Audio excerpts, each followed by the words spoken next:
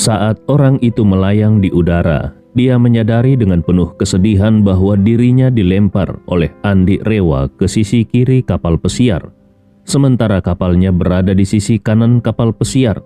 Selain itu, kekuatan di tangan Andi sangat besar, sehingga bisa langsung melemparnya sejauh belasan meter.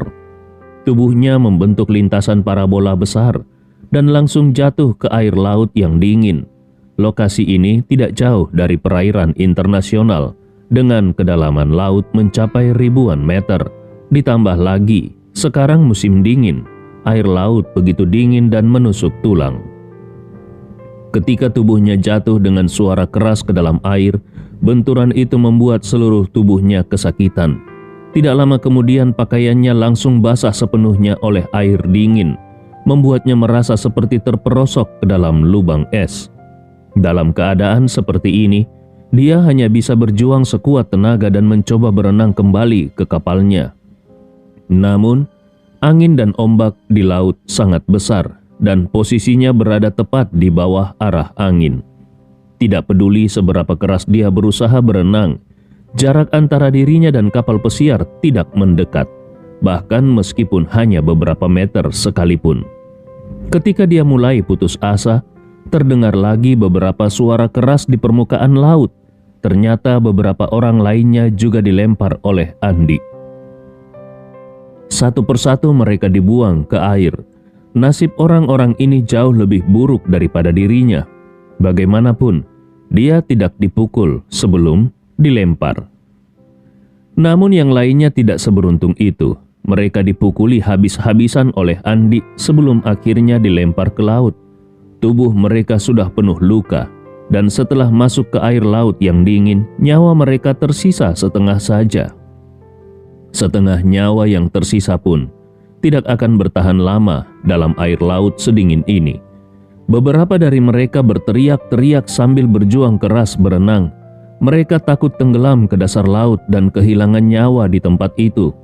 Di atas kapal yang membawa Riani, kapten kapal dan beberapa anak buahnya menonton dengan perasaan ngeri. Kapten kapal berpikir di dalam hatinya, "Apa-apaan ini? Nona Riani memimpin 7 orang untuk melawan 1 orang, tapi 6 dari mereka malah dilempar ke laut." Salah satu anak buah bertanya, "Kapten, apakah kita harus menyelamatkan mereka?" Kapten menjawab dengan dingin, "Menyelamatkan mereka? Jangan lupa dengan tugas kita.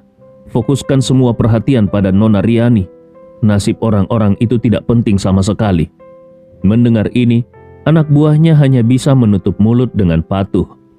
Sementara di atas dek kapal lainnya, hati Riani sudah setengah membeku. Dia benar-benar tidak menyangka kalau Andi memiliki kekuatan yang begitu mengerikan. Bukan hanya kekuatannya yang luar biasa, tetapi juga caranya bertindak yang sangat ekstrim. Dia bahkan melemparkan semua bawahannya ke laut. Apakah ini perbuatan manusia? Kalau ingin membunuh atau menghukum seseorang, kenapa tidak dilakukan dengan cepat? Mereka memang kalah kuat. Bahkan kalau langsung dibunuh pun tidak masalah. Tapi kenapa harus dilempar ke laut? Memikirkan hal ini, Riani mulai khawatir dengan dirinya sendiri. Tampaknya dia bukan tandingan Andi. Kalau nanti dia juga dilempar ke laut, bukankah itu akan menjadi penghinaan besar baginya? Riani tidak meragukan kemampuannya. Dia yakin dia bisa dengan mudah berenang kembali ke kapal meskipun dilempar ke laut. Namun, Riani tidak pernah mengalami penghinaan seperti ini sepanjang hidupnya. Hatinya sulit menerima kemungkinan itu. Pada saat ini, Andi Rewa sudah melemparkan semua 6 anak buah Riani ke laut. Dia menepuk tangannya dan berkata dengan penuh penghinaan, "Apakah para bawahan keluarga Smith hanya sebatas ini? Kalau kekuatan keluarga Smith selemah ini, sepertinya sudah saatnya mereka menyerahkan posisi keluarga nomor 1. Mendengar ini, Riani langsung merasa marah luar biasa. Hal yang paling tidak bisa ditolerir olehnya adalah seseorang yang berani tidak menghormati keluarga Smith. Meskipun dia hanyalah seorang anak tidak sah yang belum diakui, tapi dia merasa kalau darah keluarga Smith mengalir di dalam tubuhnya.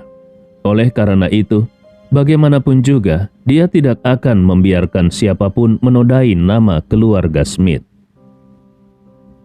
Riani dengan marah membentak, "Bocah, berani-beraninya kau tidak menghormati keluarga Smith.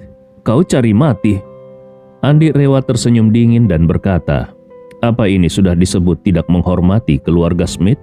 Aku beritahu kau, suatu hari nanti aku akan membuat Chandra Smith dan Arya Smith berlutut di depanku dan memohon belas kasihan agar aku menyisakan nyawa mereka."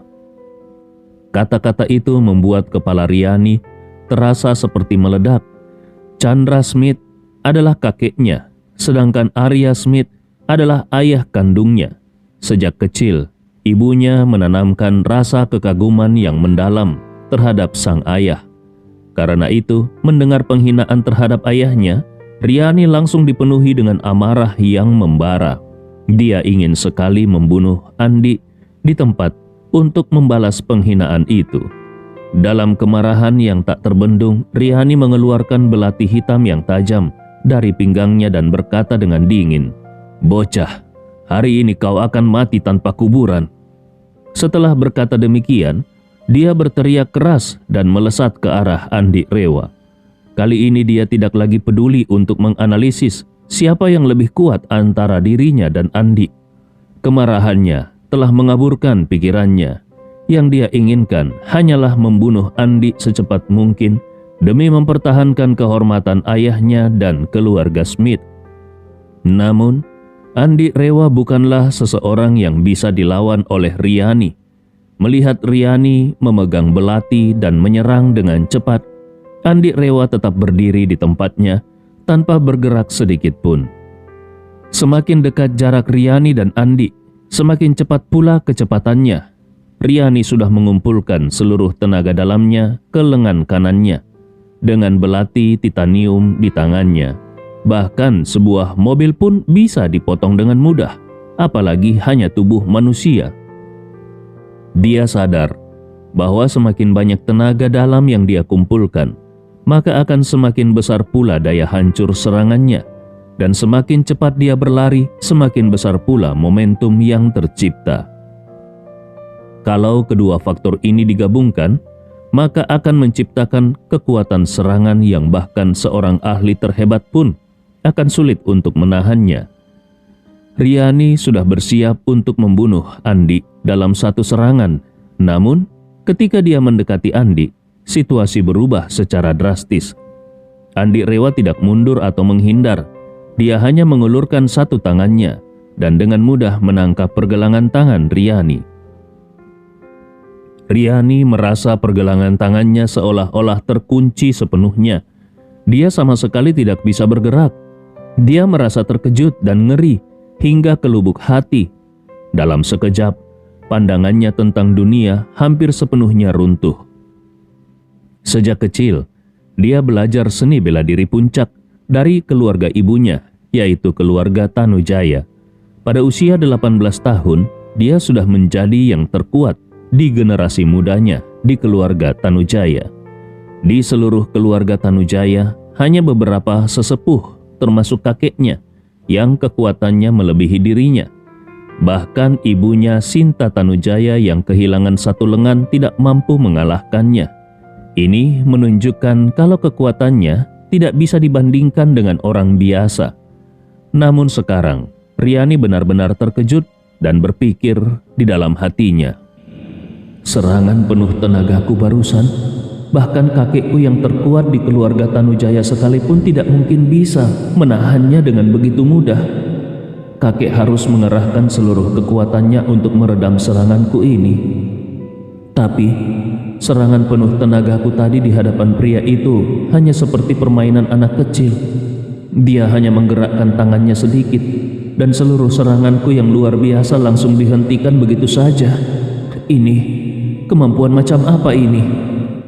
Riani tahu bahwa kekuatan serangannya tadi tidak kalah dengan kecepatan peluru yang ditembakkan. Namun Andi Rewa mampu menghentikan semua itu hanya dengan satu tangan, seolah-olah menangkap peluru yang sedang melesat dengan tangan telanjang. Di dalam hatinya dia berseru kaget. Ini bukan sesuatu yang bisa dilakukan manusia. Pria ini, siapa dia sebenarnya? Untuk pertama kalinya, Riani merasa panik. Tanpa sadar dia bertanya kepada Andi Rewa, "Kau, siapa kau sebenarnya?" Andi Rewa tersenyum santai dan berkata, "Kalau mau jujur tanpa sombong atau pamer, aku adalah seseorang yang tidak bisa kau atau seluruh keluarga Smith ganggu." Saat ini Andi sudah mencapai titik di mana tidak ada lagi yang bisa membuatnya gentar. Baik keluarga Rewa maupun keluarga Smith tidak mungkin bisa membuatnya merasa takut sedikit pun. Dengan kekuatan yang dimilikinya, bahkan menembus ribuan orang yang mengambil kepala Chandra Smith dan Arya Smith pun tidak akan menjadi tugas yang sulit baginya. Alasan kenapa dia belum segera bertindak terhadap keluarga Smith adalah karena dia sedang menunggu waktu yang tepat untuk memberikan pukulan telak yang menyeluruh. Andi Rewa tidak hanya ingin mengalahkan keluarga Smith secara kekuatan, tetapi juga menghancurkan mereka secara ekonomi. Dia ingin memastikan bahwa keluarga Smith berada di posisi yang benar-benar terpuruk dan harus tunduk dengan sepenuhnya. Namun, Riani sama sekali tidak tahu seberapa dalam kekuatan Andi Rewa. Yang dia tahu hanyalah kekuatan pria ini benar-benar menakutkan hingga terasa tidak masuk akal. Meskipun begitu, di dalam pikirannya, Andi tidak mungkin menjadi ancaman bagi seluruh keluarga Smith. Tetapi Riani juga sadar, tidak ada gunanya memikirkan hal itu sekarang. Yang paling penting adalah bagaimana dia bisa melarikan diri dari pria berbahaya ini. Riani tidak takut mati. Namun ketika dia memikirkan bagaimana ayahnya telah mengorbankan begitu banyak tenaga, uang, dan sumber daya untuk menyelamatkannya, keinginannya untuk bertahan hidup tiba-tiba melonjak hingga puncaknya. Dia memandang Andi dan berkata, "Kalau kau melepaskanku, kita bisa melupakan semua konflik di antara kita. Kalau tidak, keluarga Smith tidak akan membiarkanmu lolos." Andi Rewa tersenyum kecil dan berkata, "Keluarga Smith tidak akan membiarkanku? Aku beritahu kau, bahkan kalaupun mereka tidak mencariku, aku akan tetap mencari mereka." Mendengar ini, Riani terkejut dan langsung bertanya, Apa kau punya dendam dengan keluarga Smith?"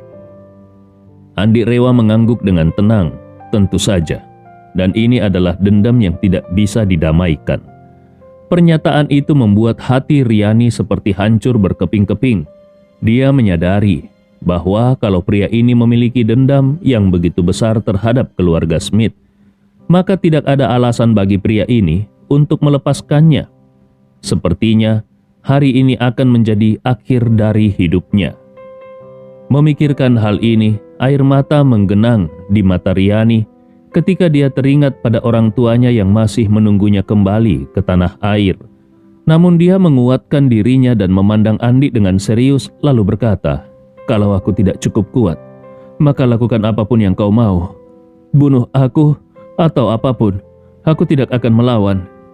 Andi Rewa tersenyum dingin dan berkata, "Tenang saja, aku tidak akan membunuhmu." Riani terkejut dan berseru, "Apa? Kau tidak akan membunuhku?" Andi Rewa mengangguk, "Benar, kau sudah melakukan kejahatan besar di Jepang, dan sekarang kau adalah seorang buronan. Aku hanya perlu menyerahkanmu ke pihak berwenang Jepang. Mereka pasti akan menjatuhkan hukuman mati padamu." Ketika Andi mengatakan itu, alisnya tiba-tiba berkerut. Dia kemudian menatap Riani dengan tatapan dingin. Matanya penuh kecurigaan. Dia mengamati Riani dari atas ke bawah dan bertanya, "Pihak berwenang Jepang sangat membencimu.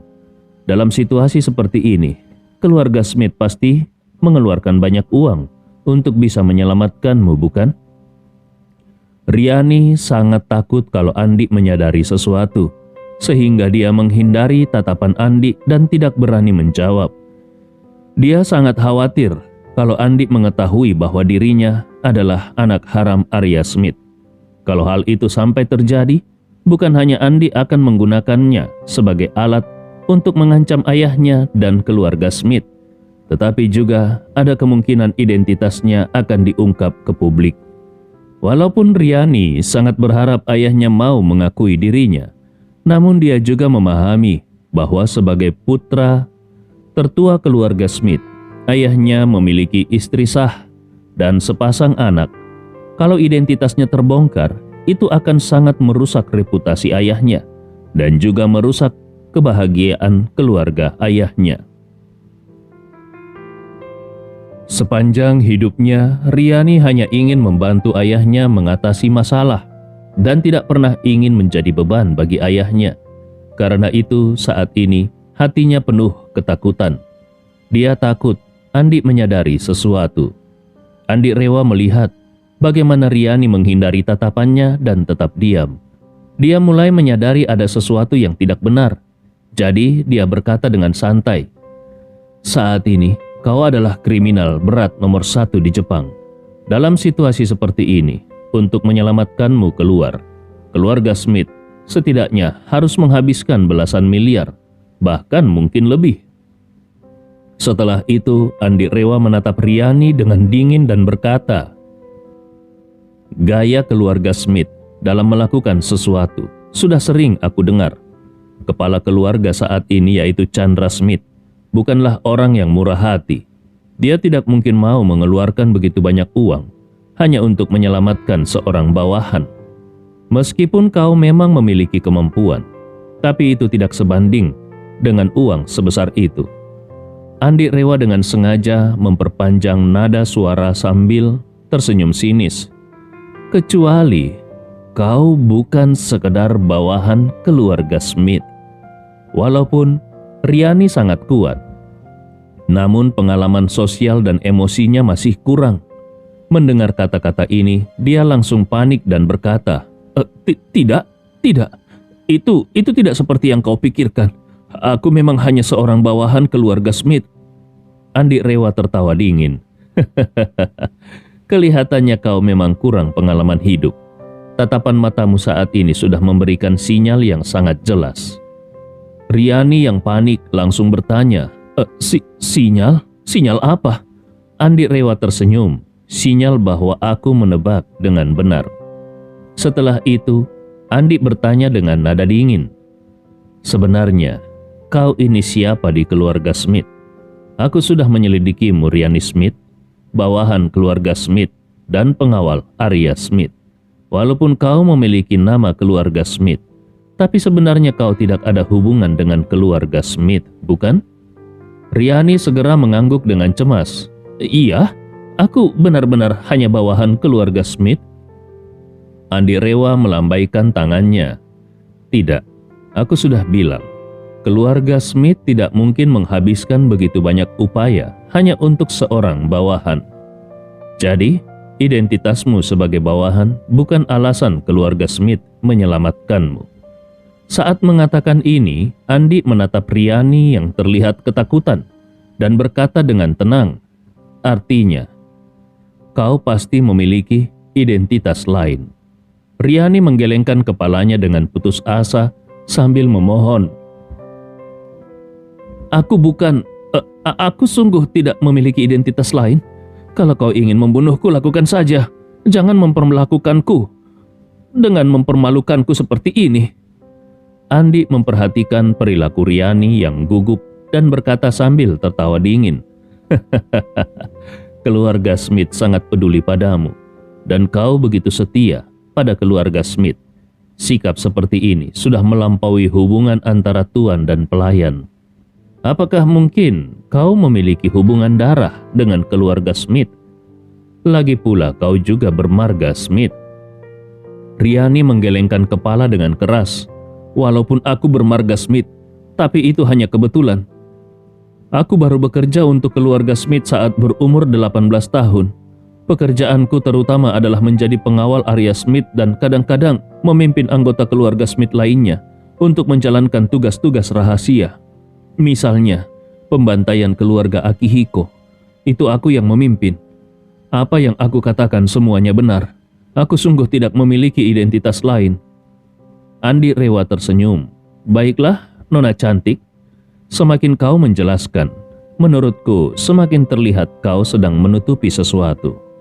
Kalau kau benar-benar hanya seorang bawahan keluarga Smith dan siap mati untuk tuanmu, tapi kau bahkan rela memohon seperti ini, itu jelas menunjukkan bahwa kau sedang berbohong untuk membela keluarga Smith.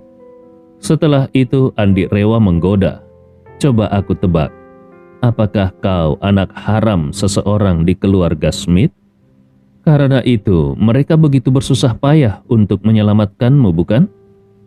Wajah Riani menjadi pucat pasi. Dia terus menggelengkan kepala dengan panik hingga air matanya keluar dan berkata sambil terisak, "Aku sungguh bukan anak haram keluarga Smith. Tolong percaya padaku." Andi Rewa mengabaikannya dan bergumam, "Kalau begitu, anak haram siapa kau sebenarnya?" Chandra Smith sepertinya tidak mungkin. Dia sudah tua dan tidak mungkin punya anak semuda kau. Lagi pula kalau kau memang anak haramnya, dia tidak akan menempatkanmu untuk melindungi Arya Smith. Itu akan terlalu berisiko untuk diketahui Arya Smith. Setelah itu, Andi Rewa memperhatikan Riani dari atas ke bawah, lalu tersenyum dan berkata, "Kalau begitu, kau pasti anak haram Arya Smith, bukan?" Arya Smith, untuk menyembunyikan identitasmu, menempatkanmu sebagai pengawal pribadinya. Dengan cara ini dia bisa selalu dekat denganmu tanpa dicurigai. Apakah tebakanku benar? Andi Rewa awalnya hanya menebak-nebak, kemudian menyampaikan dugaannya untuk melihat reaksi Riani. Tidak disangka, begitu dia mengatakannya, tubuh Riani langsung gemetar tak terkendali. Pada saat itu, Andi langsung yakin kalau tebakannya benar. Riani adalah anak haram Arya Smith. Tidak heran keluarga Smith rela menghabiskan begitu banyak usaha dan uang untuk membawa Riani keluar dari tangan aparat hukum Jepang. Ternyata gadis ini adalah darah daging Arya Smith. Menarik sekali. Pada saat ini, Riani benar-benar ketakutan dan bingung. Dia tidak menyangka pria di depannya ini bisa menebak identitas aslinya hanya dalam waktu yang begitu singkat. Padahal di seluruh keluarga Smith, hanya ada 2 orang yang mengetahui identitas aslinya. Satu adalah ayah kandungnya sendiri, ayah Arya Smith. Satunya lagi adalah kakeknya, Chandra Smith. Bahkan Josh dan Ziva yang selama ini dia lindungi dengan menjadi pengawal mereka, tidak tahu bahwa sebenarnya dia adalah saudari mereka. Apalagi istri sah Arya Smith, dia sama sekali tidak mengetahui apapun tentang keberadaan Riani. Pada saat ini, Riani sangat takut kalau pria di depannya menyebarkan rahasia ini. Kalau itu terjadi, reputasi ayahnya akan hancur total. Memikirkan hal ini, muncul tekad di dalam hatinya untuk mengakhiri hidupnya. Dia berpikir dengan penuh kesedihan. "Selama aku hidup, aku akan tetap menjadi putri Arya Smith. Tidak peduli seberapa keras aku menyangkal, darahnya tetap mengalir di tubuhku. Namun kalau aku mati, tidak ada yang bisa membuktikan kalau aku adalah putri Arya Smith. Bahkan kalaupun pria ini membongkar identitasku, ayah tetap bisa menyangkalnya dengan tegas. Sepertinya hanya dengan kematianku, semuanya bisa berakhir dan rahasia ini bisa selamanya tersimpan." Setelah membuat keputusan ini, Riani langsung memohon kepada Andi Rewa dengan wajah penuh kepasrahan. "Kumohon, bunuh saja aku, atau lepaskan tanganku biarkan aku mengakhiri hidupku sendiri." Andi Rewa tersenyum dan berkata, "Tidak mungkin. Aku bukan hanya tidak akan membunuhmu, tetapi juga tidak akan membiarkanmu bunuh diri." Riani bertanya dengan ketakutan, "Apa yang sebenarnya kau inginkan?" Andi Rewa tersenyum, "Gadis kecil, jangan takut. Aku hanya ingin membawamu pulang. Setelah bertahun-tahun menyembunyikan identitasmu, pasti kau sudah sangat menderita, bukan? Jangan khawatir. Aku akan membantumu mendapatkan kembali statusmu sebagai putri sulung keluarga Smith dan memberimu semua yang seharusnya menjadi hakmu." Riani langsung menangis histeris. "Tidak, tidak." Air matanya mengalir deras dan dia memohon dengan suara gemetar, "Aku sudah membunuh begitu banyak orang. Aku penuh dosa. Anggap saja ini demi keadilan. Bunuh saja aku sekarang." Saat mengatakan ini, Riani menggunakan seluruh tenaganya untuk mencoba melepaskan diri dari cengkraman Andi. Namun, tangan Andi Rewa seolah tertanam kuat dan membuatnya sama sekali tidak bisa bergerak. Melihat tekad Riani yang begitu ingin mati, Andi merasa semakin tertarik dan dengan sengaja menggoda. "Gadis secantik kau, kalau sampai mati, bukankah itu terlalu sayang? Bagaimana aku bisa melakukan hal sekejam itu?" Riani memandang Andi Rewa dengan air mata yang mengalir deras dan berkata dengan suara gemetar, "Apa yang sebenarnya kau inginkan?" Andi Rewa tersenyum. "Keinginanku sederhana. Aku ingin membawamu pulang, mengungkap identitasmu, dan membuat ayahmu mengakui dirimu sebagai putrinya. Bukankah itu bagus?" Air mata Riani mengalir seperti sungai. Dia menggunakan tangan lainnya untuk mencoba melepaskan jari Andi. Tatapannya penuh rasa takut dan sedih saat berkata, "Aku sudah cukup seperti ini. Aku tidak ingin menjadi putra sulung keluarga Smith. Aku tidak ingin merepotkan siapapun. Aku mohon, bunuh saja aku. Bunuh aku dan buang tubuhku ke laut agar semuanya selesai." Andi Rewa bertanya balik, "Kenapa? Ayahmu yang melahirkanmu. Dia wajib mengakui identitasmu. Kenapa di matamu itu malah menjadi masalah besar bagimu?" Meskipun menangis, Riani tetap keras kepala dan berkata, "Aku tidak ingin merepotkannya, juga tidak ingin merepotkan ibu." Andi Rewa menggeleng sambil berseru, "Wah, kau benar-benar orang yang aneh. Kau bisa membunuh puluhan orang demi keluarga Smith tanpa berkedip. Tapi sekarang kau tidak ingin sedikit pun merepotkan mereka. Bagaimana bisa kau memiliki pengabdian yang begitu besar kepada keluarga Smith?" Riani tidak bisa berkata apa-apa menghadapi pertanyaan Andi. Alasan dia memiliki pengabdian sebesar itu adalah karena sejak kecil dia telah menerima pendidikan seperti cuci otak. Dia dengan teguh percaya bahwa dirinya harus memberikan segalanya untuk keluarga Smith, termasuk nyawanya. Namun, alasan ini jelas tidak mungkin dia ungkapkan kepada Andi. Dia hanya bisa terus memohon dengan suara terisak, "Tuan, hidupku memang pendek, tetapi sepanjang hidupku hampir tidak pernah aku meminta sesuatu kepada orang lain. Hari ini, aku memohon kepadamu, tolong beri aku kematian yang cepat. Jangan menyiksaku lagi. Tolong, aku mohon." Andi Rewa menggelengkan kepalanya dan berkata dengan dingin, "Maaf. Saat ini kau belum boleh mati." Sementara itu, di kapal lain yang berdekatan, kapten kapal dan awaknya melihat semua ini dengan penuh keterkejutan. Mereka sama sekali tidak bisa memahami kenapa Riani yang sebelumnya begitu tangguh, sekarang ketika hanya bertarung satu kali dengan pria itu, lalu tampak seperti terhipnotis. Mereka melihat Riani berdiri di tempat, tidak bisa bergerak, kadang mengangguk, kadang menggeleng, bahkan menangis terseduh-seduh. Bagi mereka semua ini tampak benar-benar di luar nalar, hampir seperti sihir. Kapten kapal segera mengeluarkan telepon satelit dan menghubungi nomor di Indonesia. Dalam panggilan itu dia dengan rinci melaporkan apa yang sedang terjadi di kapal mereka. Setelah mendengar instruksi dari pihak lain, dia segera mengangguk dan berkata, "Baik, aku mengerti. Aku akan melaksanakan perintahmu sekarang." Setelah menutup telepon, kapten memerintahkan dengan suara tegas, "Segera beritahu Tuan Kus bahwa ada perintah baru dari Tuan Chandra." Seorang awak kapal di sampingnya segera berbalik dan berlari menuju kabin bawah kapal pesiar itu. Di ruang bawah kapal terdapat sebuah kamar dengan pintu terkunci rapat.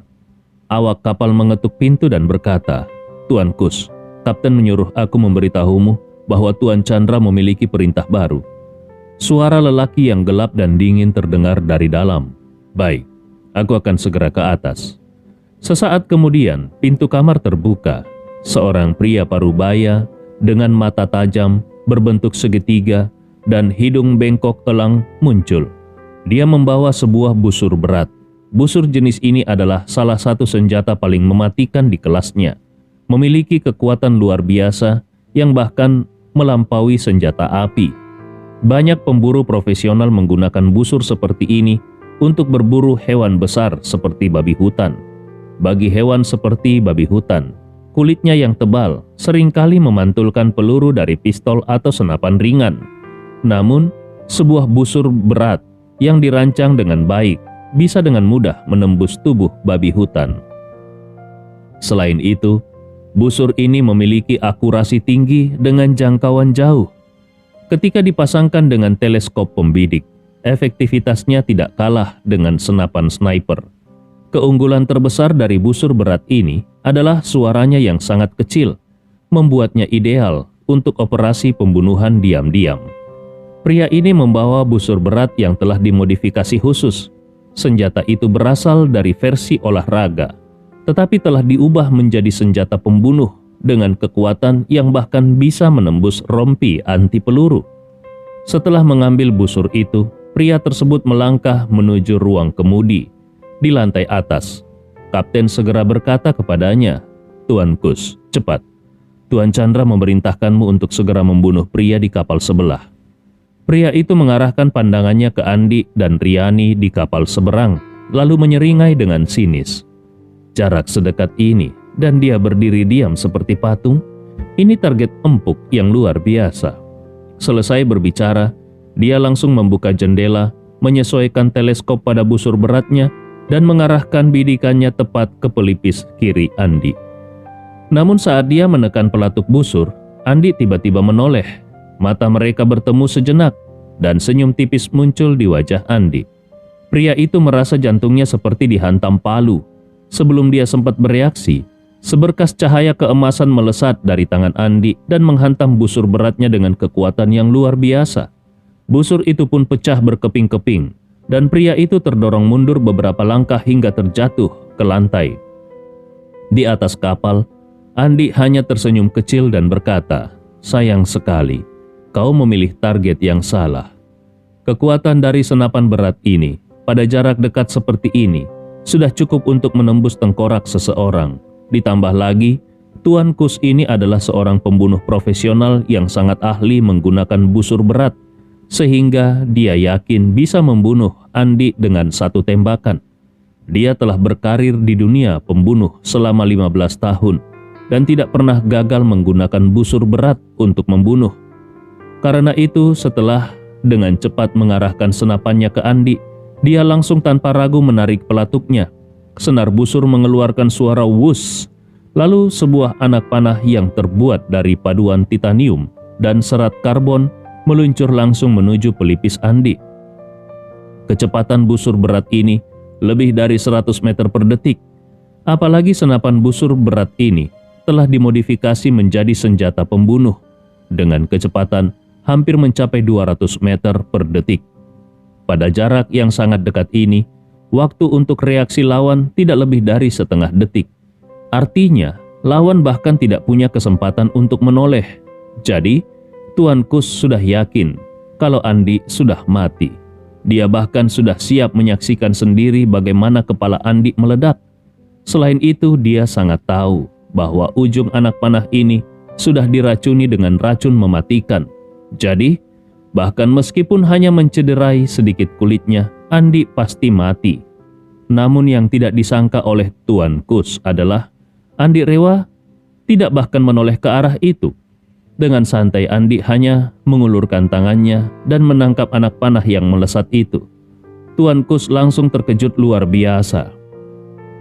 Kapten kapal juga terkejut dan tanpa sadar dia berkata, "Tuan Kus, apakah aku salah lihat? Orang itu memegang anak panah yang baru saja kau tembakkan."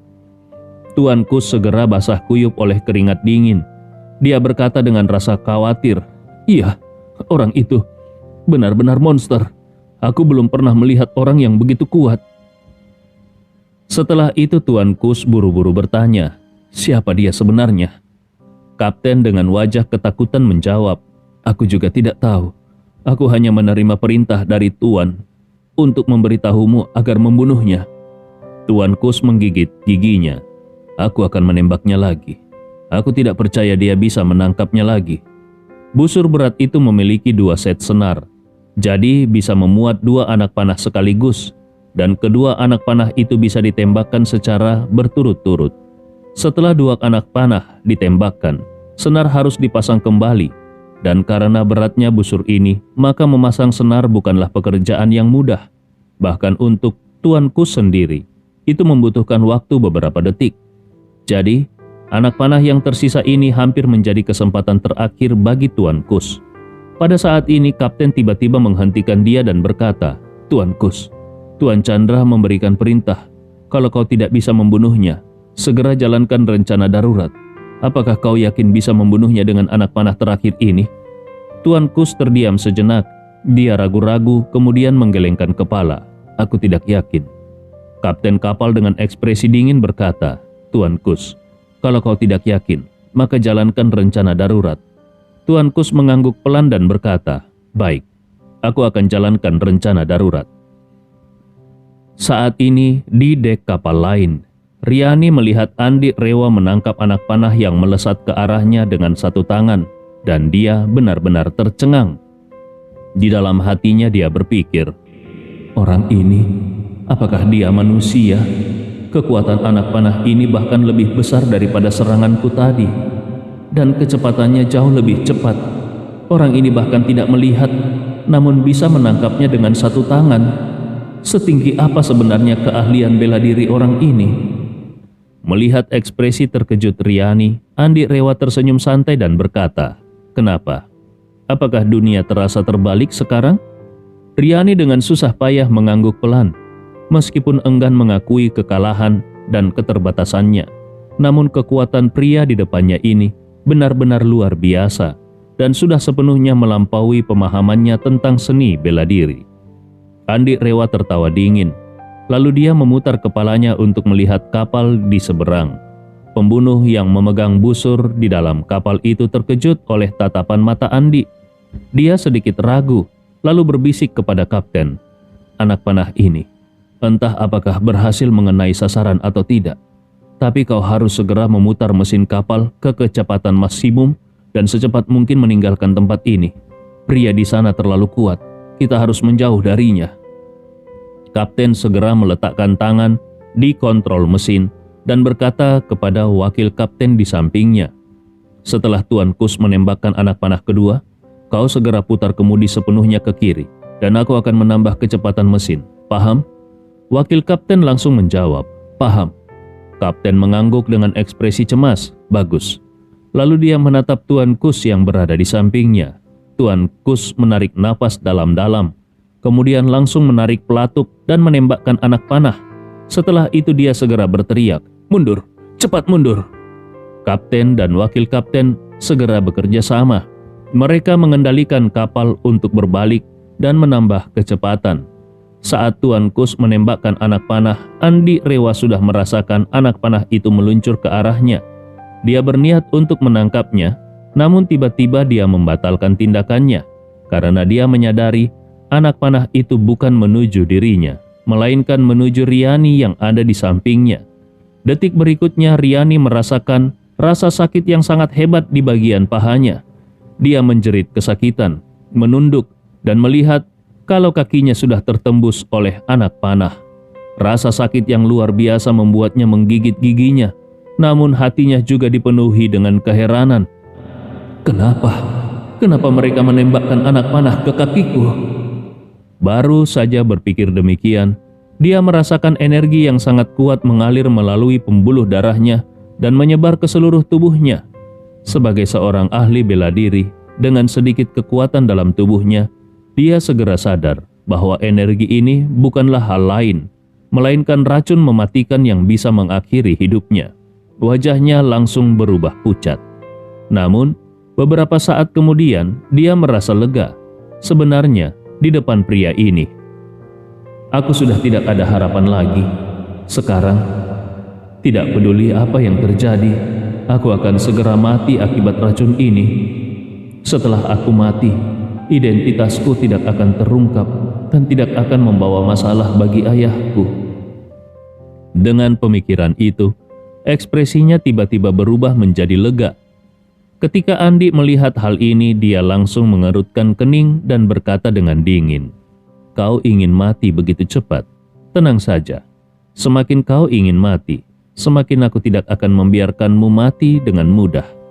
Setelah itu dia langsung memegang pergelangan tangan Riani dan dengan ujung jarinya dia mengalirkan energi spiritual ke titik nadi Riani untuk menghilangkan racun di dalam tubuh Riani, sekaligus menutup semua saluran energi di tubuh Riani dan membuatnya tidak bisa bergerak.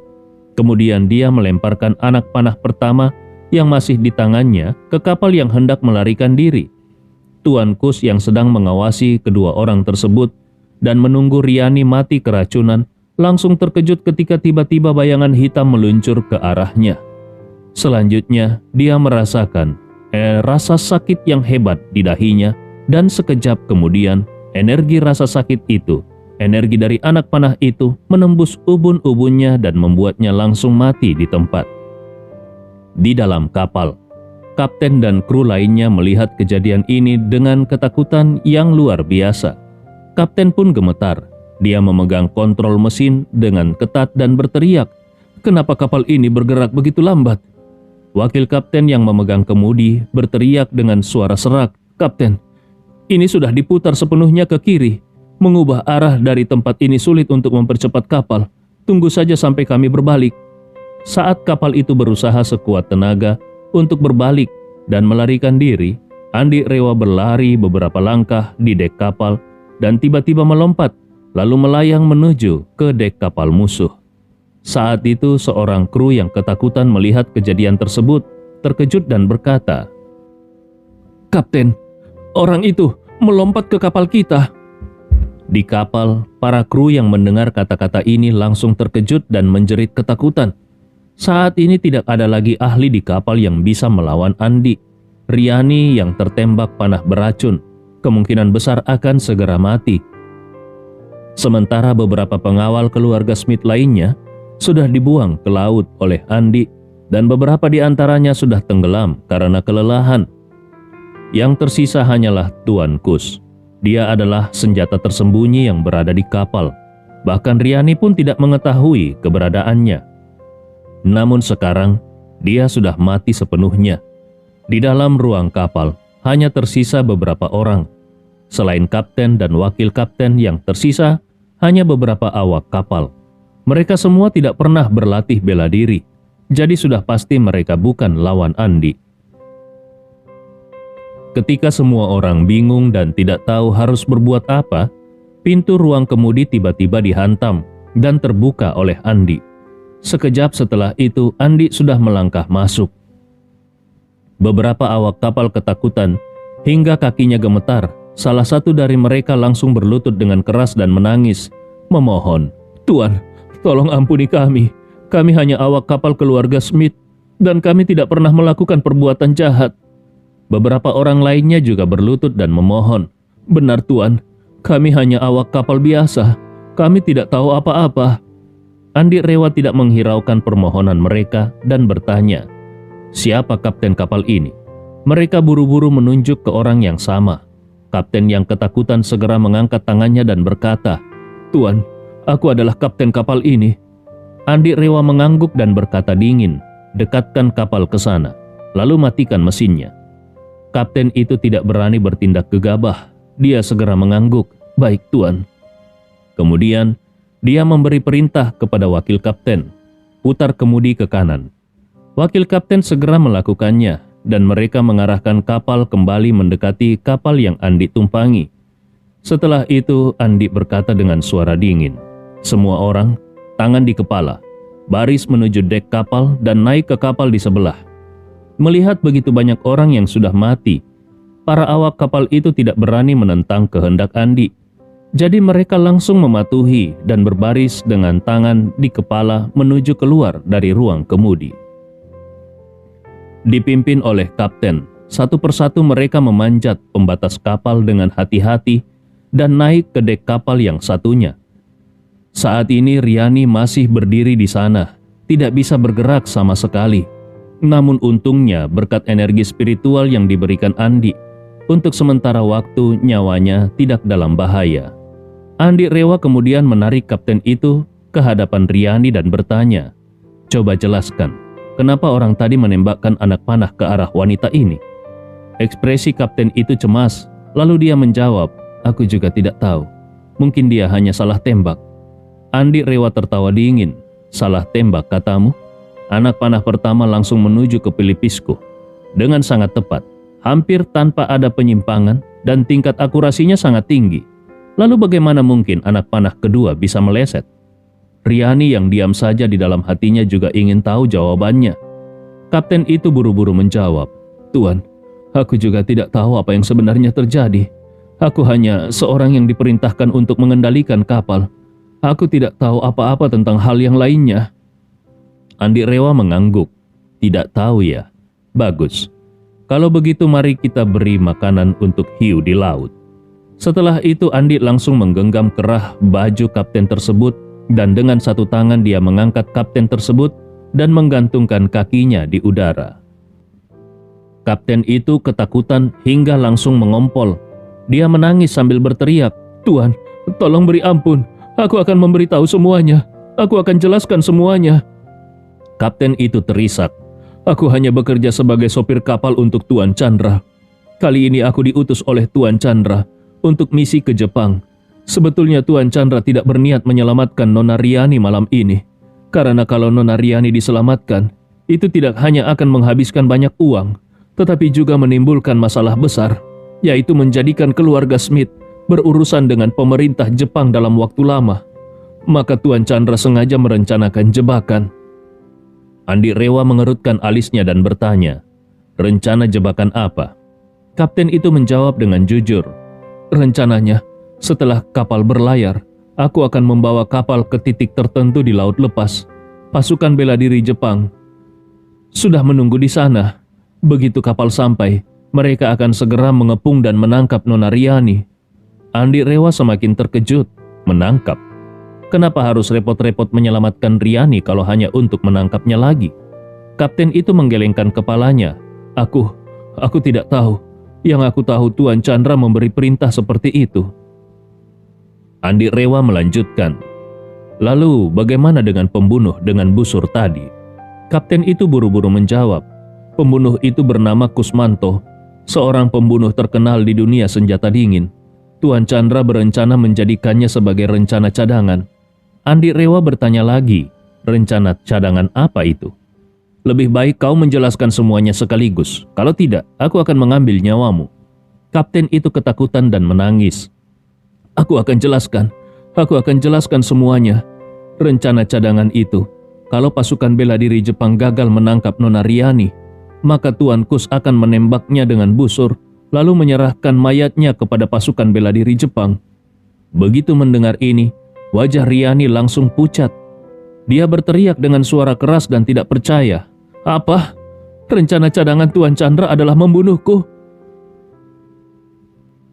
Kapten itu mengangguk dengan cepat dan menjawab dengan serius. Betul, rencana awalnya adalah begitu. Setelah kau naik kapal, kami langsung pergi ke titik yang ditentukan. Tapi kau tiba-tiba mengejar pria ini. Tuan Chandra pun setuju. Jadi rute kapal sementara berubah.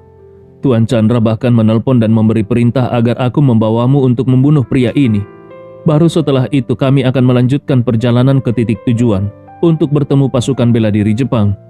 Tuan juga bilang, kalau ada hal yang tidak terduga, aku harus meminta Tuan Kus untuk melaksanakan rencana cadangan dan membunuhmu, agar tidak ada masalah lebih lanjut. Riani meneteskan air mata dan berkata dengan terguncang, tidak mungkin, pasti kalian berbohong. Tuan Chandra tidak mungkin menyuruh kalian membunuhku. Aku ini. Saat dia hampir mengatakan sesuatu, dia sadar telah salah bicara dan segera menutup mulutnya. Sebenarnya dalam hati dia berpikir, dia adalah cucu dari Chandra Smith. Jadi bagaimana mungkin Chandra ingin membunuhnya? Lagi pula, meskipun Chandra memang berniat seperti itu, ayahnya Arya Smith tidak mungkin setuju. Kapten itu melihat Riani tidak percaya. Jadi dia buru-buru berkata, Nona Riani, aku tidak berbohong. Tuan Chandra benar-benar memberi perintah. Kau tidak boleh keluar hidup-hidup dari Jepang. Bahkan kalaupun kau mati, mayatmu harus diserahkan kepada pasukan bela diri Jepang. Riani terisak. Tidak mungkin. Ini tidak mungkin. Ini tidak logis dan tidak ada alasannya. Andi Rewa di sampingnya tertawa dingin. Kenapa tidak mungkin? Kalau kau mati, keluarga Smith justru tidak akan terjerat masalah besar. Kau harus tahu, kau adalah buronan yang paling dicari di Jepang. Siapapun yang menyelamatkanmu berarti melawan seluruh Jepang. Meskipun keluarga Smith sangat kaya, mereka tidak akan bisa menanggung tekanan sebesar itu. Riani marah dan berteriak, "Kau bohong!" Andi Rewa tertawa dingin. "Kau pikir aku bohong? Meskipun aku tidak tahu persis bagaimana rencana orang tua di keluarga Smith. Tapi, aku percaya orang ini mengatakan yang sebenarnya." Riani menggelengkan kepalanya. "Aku tidak percaya. Tidak ada satupun yang aku percaya." Andi Rewa dengan tenang berkata, "Tidak percaya, tidak masalah. Aku punya cara untuk membuatmu percaya." Setelah itu, dia melihat kapten itu dan bertanya, "Bagaimana kau berhubungan dengan orang tua dari keluarga Smith itu?" Kapten itu buru-buru menjawab, "Melalui telepon satelit." Andi Rewa bertanya lagi, "Telepon satelitnya ada di mana?" Kapten menjawab, "Di saku dalam bajuku." Andi Rewa memberi perintah, "Sekarang, hubungi orang tua itu dan katakan padanya bahwa Riani sudah aku bunuh. Lihat apa yang dia katakan." Kapten itu saat ini hanya ingin menyelamatkan nyawanya. Jadi dengan gemetar dia bertanya kepada Andi, "Tuan, kalau aku mengikuti semua perintahmu, apakah kau bisa mengampuni hidupku?" Andi Rewa mengangguk dan berjanji, "Selama kau ikut perintahku, aku akan mengampuni nyawamu. Bahkan nanti aku bisa memberimu identitas baru dan membiarkanmu memulai kehidupan baru." Mendengar ini, kapten itu langsung terharu dan berkata, "Tuan, dengan kata-katamu ini, aku akan mengikuti semua perintahmu." Andi Rewa merasa puas dan berkata, "Baiklah, kalau begitu kau ikuti semua yang aku perintahkan." Kemudian Andi berpikir sejenak dan berkata, "Karena Chandra Smith sudah merencanakan langkah darurat, maka kau beritahu dia bahwa Riani dibunuh oleh langkah daruratnya." Setelah itu, Andi segera berbisik beberapa kata di telinga kapten tersebut. Kapten itu mengangguk-angguk dan segera mengeluarkan telepon satelitnya. Dia menarik antena panjang dan menghubungi Chandra Smith. Di sisi lain, Chandra Smith sedang berada di rumahnya dan menunggu kabar dari kapal. Begitu telepon terhubung, Chandra Smith langsung bertanya, "Bagaimana situasinya sekarang?" Baru saja, setelah Riani ditangkap oleh Andi Rewa, kapten tersebut sudah memberi laporan, sehingga Chandra Smith sangat khawatir kalau terjadi perubahan mendadak. Kapten itu, sesuai instruksi Andi, langsung berkata, "Tuan, Nona Riani baru saja tertembus panah beracun dari Tuan Kus dan sekarang sudah mati." Chandra Smith buru-buru bertanya, "Apakah sudah dipastikan bahwa Riani sudah mati?" Kapten itu segera menjawab, "Sudah pasti. Kami semua melihat dengan mata kepala sendiri. Setelah Nona Riani tertembus panah beracun, dalam beberapa detik dia sudah mati karena racun." Chandra Smith segera bertanya, "Lalu tubuhnya? Apakah masih di tangan pria itu?" Kapten itu menjawab, "Tubuhnya sudah dibuang ke laut. Kami khawatir dia akan mengejar kami, jadi kami memutuskan untuk mundur terlebih dahulu." Chandra Smith berteriak marah, "Mundur? Kalian mundur sebelum mendapatkan tubuh Riani?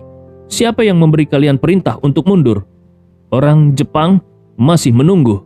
Bagaimana aku harus menjelaskan ini kepada mereka?" Kapten itu merasa canggung. "Tuan, pria itu terlalu kuat. Kami semua bukan tandingannya. Kalau kami tidak segera mundur, dia pasti akan membunuh kami semua." Chandra Smith menggeram dengan marah. "Aku tidak peduli dengan itu. Sekarang juga, kembali dan cari tubuhnya. Bahkan kalaupun harus menyelam ke dasar laut, cari tubuh Riani. Kalau orang Jepang tidak mendapatkan tubuhnya, aku akan meminta pertanggungjawabanmu." Kapten itu buru-buru berkata, "Tuan, kalau Nona Riani sudah mati, apa gunanya tubuhnya bagi orang Jepang?" Chandra Smith berteriak dengan marah, "Aku sudah membuat kesepakatan dengan orang-orang dari kepolisian Jepang. Semua yang terjadi malam ini bukan untuk membantu Riani melarikan diri, tetapi hanya untuk memberi tampilan kepada beberapa orang. Baik dia hidup atau mati, orang Jepang harus menangkapnya dan memberikan penjelasan kepada rakyat mereka." Chandra Smith melanjutkan, "Kau harus menemukan tubuh Riani, lalu serahkan ke lokasi yang telah ditentukan untuk orang Jepang. Kalau kau gagal melaksanakan ini, aku akan mengambil nyawamu." Begitu mendengar ini, Riani merasa seperti disambar petir. Wajahnya sangat pucat dan air matanya terus mengalir. Air mata yang mengalir itu membentuk garis yang tak terhentikan. Dia tidak pernah membayangkan bahwa kakeknya yang sebenarnya justru ingin menghabisi nyawanya sendiri. Kalau bukan karena pria di depannya ini, mungkin dia sudah mati terkena panah beracun itu tadi. Pada saat itu, Kapten segera berkata, "Tuan, aku akan segera berangkat dan pasti akan menemukan mayatnya, kemudian mengirimkannya ke pasukan bela diri Jepang." Chandra Smith membuka mulut. "Kalau kau tidak bisa menyelesaikan ini, kau tidak perlu kembali." Kapten segera menyetujui. "Baik, Tuan." Lalu dia menutup telepon dan menatap Andi Rewa dengan wajah memohon sambil berkata, "Tuan, kalau Chandra Smith tahu aku telah menipunya, dia pasti akan membunuhku dengan cara yang sangat kejam." Andi Rewa dengan tenang berkata, "Jangan khawatir. Kalau kau mengikuti instruksiku, aku pasti akan menepati janjiku." Kemudian Andi Rewa melanjutkan, "Kalian semua ikut aku ke Makassar malam ini. Setelah sampai di Makassar, aku akan menempatkan kalian di tempat yang benar-benar aman. Kalian bisa hidup dengan menyembunyikan identitas untuk sementara waktu. Setelah aku menyelesaikan masalah dengan keluarga Smith, kalian bisa kembali ke kehidupan bebas dan hidup tanpa hambatan." Setelah mendengar kata-kata ini, Kapten langsung merasa sangat senang dan berlutut, seraya memberi penghormatan kepada Andi dan berkata dengan penuh emosi, "Tuan, setelah ini kami akan mengandalkanmu." Beberapa orang lainnya juga ikut berlutut. Mereka sangat bersyukur karena Andi bersedia memberi mereka kesempatan hidup dan mereka sangat berterima kasih. Dalam situasi ini, tentu saja mereka akan mengikuti setiap instruksi dan pengaturan dari Andi. Andi Rewa kemudian melihat ke arah Riani dan dengan tenang berkata, "Bagaimana gadis kecil? Aku tidak salah, bukan?" Chandra Smith, orang tua itu sebenarnya tidak berniat menyelamatkanmu. Semua ini hanya permainan untuk menunjukkan sebuah drama untukmu. Riani dengan mata merah dan bengkak tidak lagi menunjukkan keteguhan sebelumnya. Wajahnya tampak pucat, namun dengan sedikit kebingungan dia bertanya, "Tapi aku masih tidak mengerti satu hal. Kenapa dia harus memainkan drama ini untukku? Lagi pula, ternyata dia tidak berniat menyelamatkanku. Entah aku mati di laut atau tertangkap oleh pasukan bela diri Jepang, aku pasti tidak akan bisa keluar dari Jepang hidup-hidup. Jadi, kenapa dia berusaha bersusah payah memainkan drama ini untukku?" Andi Rewa mengangkat bahunya dan tersenyum. "Kalau ini adalah sebuah drama, jelas tidak hanya ada satu penonton. Selain kau, mungkin ada penonton lain yang perlu melihat pertunjukan ini seperti keluarga ibumu." Andi Rewa melanjutkan, "Aku memang tidak tahu siapa keluarga ibumu, tapi sepertinya karena kau adalah anak haram dari Arya Smith, berarti keluarga ibumu pasti juga punya pengaruh. Kalau keluarga Smith tidak menyelamatkanmu, keluarga ibumu pasti akan merasa kecewa. Tetapi kalau keluarga Smith mengorbankan banyak tenaga untuk menyelamatkanmu, namun akhirnya tetap tidak bisa mengembalikanmu hidup-hidup, keluarga ibumu, meskipun sangat sedih, setidaknya akan berterima kasih karena keluarga Smith sudah berusaha maksimal. Kau juga pernah bekerja di keluarga Smith, jadi kau pasti tahu apa artinya bermain-main dengan situasi dan berpura-pura peduli. Kau pasti mengerti, bukan?" Riani hampir seketika sadar. Kata-kata Andi Rewa langsung menyadarkannya. Di dalam hatinya dia mulai berpikir, keluarga Smith memang merupakan keluarga paling kuat secara ekonomi di dalam negeri. Tapi dalam hal kekuatan tempur, mereka selalu tergantung pada keluarga Tanujaya. Apalagi keluarga Tanujaya adalah salah satu dari 4 keluarga besar bela diri. karena hubungan antara ibu dan ayahku, ditambah dengan aku yang adalah anak haram.